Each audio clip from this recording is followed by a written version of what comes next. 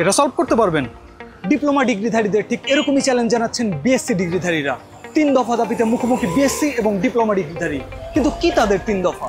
আমাদের প্রথম দাবিটা হচ্ছে 10ম গ্রেডে পরীক্ষা উন্মুক্ত করে দেওয়া, যাতে বিএসসিরও পরীক্ষা দিতে পারে। দ্বিতীয় দাবিটি হচ্ছে 9ম গ্রেডে যাতে 33% কোটা আছে 9ম গ্রেডের পদোন্নতির ক্ষেত্রে, ওটা তুলে দেওয়া।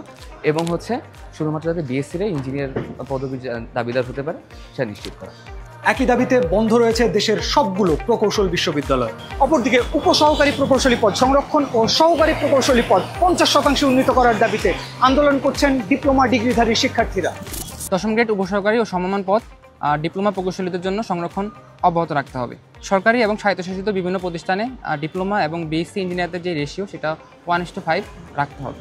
উপসহকারী প্রকৌশলী পদ থেকে সহকারী প্রকৌশলী পদে প্রমোশন 33% থেকে 50%-এ উন্নীত করতে হবে। উভয় পক্ষের দাবি পরীক্ষা নিরীক্ষা করে সুপারিশ প্রণয়ন করতে 8 সদস্যের কমিটি গঠন করা হয়েছে।